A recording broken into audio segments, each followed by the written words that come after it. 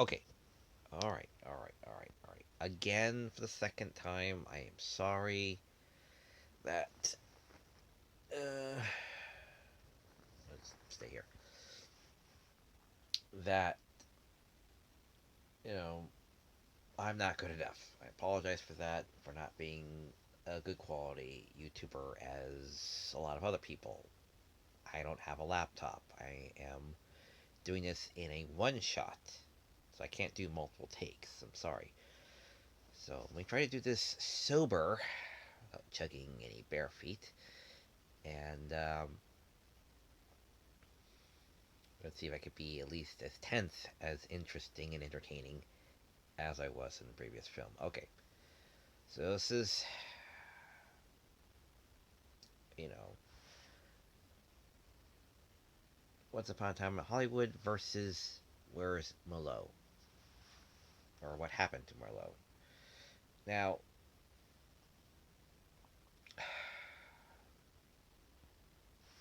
the Once Upon a Time in Hollywood is a film. Oh, it's about life. Like I said before, it's about life, and it's a movie. It's a biopic or whatever, and it has essentially a three-act structure ish. It's still very vague about that because it's about people. So there's no real three-act structure in life. We have to kind of give it that three-act structure, saying this is the beginning, this is kind of like the middle, and this is the end, where you kind of wrap everything up at that point. So much like Wolf of Wall Street, it's a little hard to see the three acts, but they're kind of in there. They have to be vague because life is not a movie, so you have to kind of work with what you got. So same thing with um, Once Upon a Time in Hollywood. We have the beginning where this guy is, Leonardo DiCaprio. Like I said, the guy's a badass. He um, goes from TV to movies, or at least, well, he does, but he doesn't want to because when he left TV, he gets bits parts to play villains for a few years, and then he goes off and is asked to go play movies in spaghetti westerns. Now, for you history buffs out there, that is vaguely drawing upon the Clint Eastwood backstory because he did Rawhide and then went on to go do movies, but he went off to go do spaghetti westerns. Now, spaghetti westerns or macaroni westerns were considered, well, second rate. They were, well,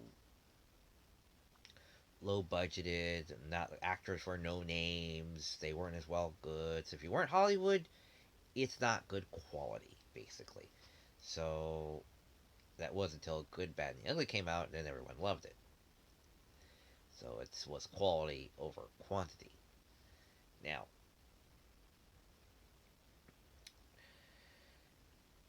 following the adventures of, you know, these two guys, Leonardo DiCaprio and Brad Pitt, you know, how things go on in their interactions in the 60s decade, I think it was the 60s, um,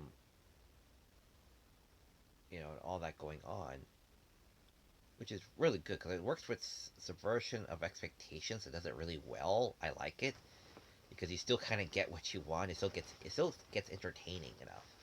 You think something terrible is going to happen, but then it turns out it's just incredibly benign and boring, and you're like, oh well, okay. Oh wait, here's this one scene with the tire, and it's just like, oh god, that's just satisfying because you always wanted to do that, where you just wanted to beat the shit out of someone and tell them you pop my tire, you fix it.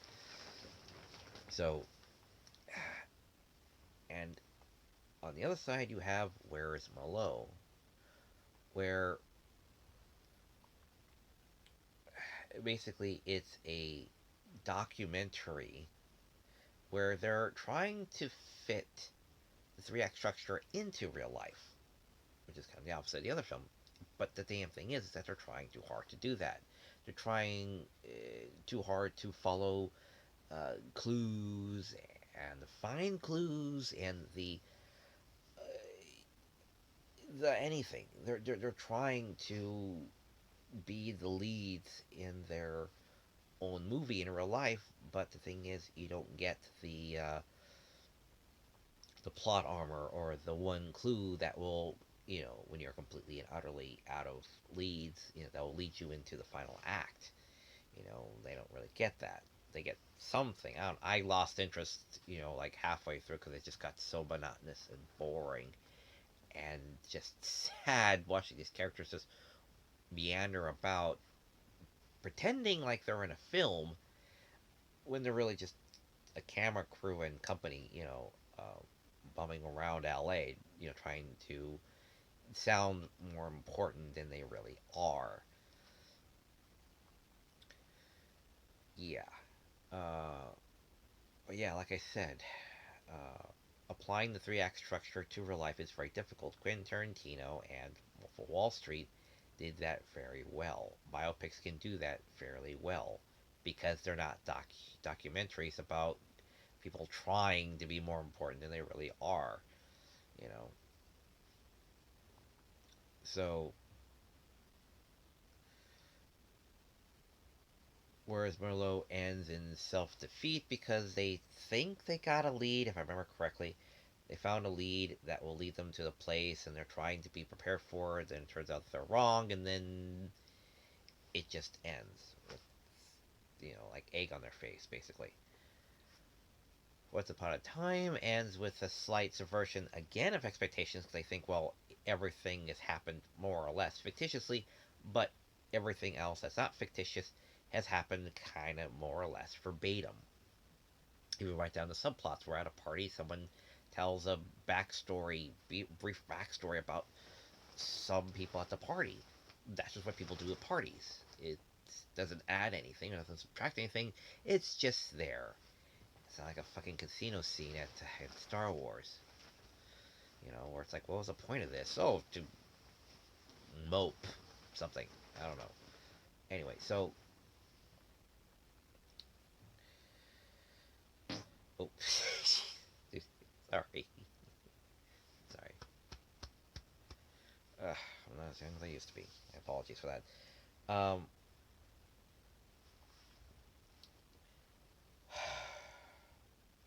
so Once Upon a Time has a sur, dang it, it's a little hard to say. Subversion of expectations ending because you think, well, you know, it's gonna happen. Here's the Manson family or whatever group, comes in and all this stuff starts happening and blah blah blah. And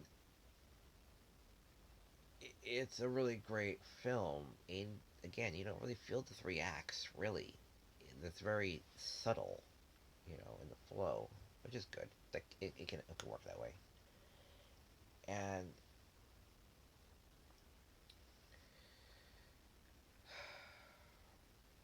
it ends with the characters, everything working out okay in the end. The bad guys are defeated. The heroes save the day. You know, a little bit drawn out, I think, in that pool scene, but honestly, yeah, it goes there where it says it's not pulling its punches. It's going to be intense. You know, it goes there. It's not afraid to go there because it says, well, this shit's going to happen, and then and the screaming and the dog and the fucking what was it, can of beans or can of dog food? I don't know, but the guy just throws at Mach 10 at point blank range to her face. Oh, brutal, brutal. And you gotta love Quentin for it. You just love him even more for it. He doesn't shy away from that kind of thing, you know. And so the story ends rather well. The character's satisfied. You feel satisfied. I felt a bit upbeat, even though I was just fired. I'll get into that someday. And that's about it. So even though both stories are about life, the one that tells it better is the one that isn't forcing its concepts on reality. It's subtly working with reality. Even though you have these, I believe, fictional characters, I don't think there's an actual guy in Hollywood called Dalton back in the day. I don't think, but that's the thing with the fictional lead characters and everything else around them basically being verbatim until the subversion at the end. It works really well, as opposed to where's Below, where it's real life and are trying to fit the three act structure in, or some type of movie tropes or events into it, or a plot into it, trying to answer a question: where is Maloue? Whatever happened to, I believe it was her, and their mad dash scramble to try and answer that question almost by any means, you know. So, yeah, I would just recommend watching Where's Maloue to just understand the concept of more of what not to do, and maybe try to make it work if you ever try to do it that way. Try to, do something different that would probably make it work better. And all around, it's like you just can't ever not recommend a good Quentin Tarantino movie because they're freaking awesome, honestly. So, yeah. So that's it. Sorry if I'm not as entertaining than the last video, but yeah, it'd be best if I wasn't wasted beyond all belief. Maybe in some other video when I'm a bit more coherent. Anyway, so take care, and as always, see you at the movies.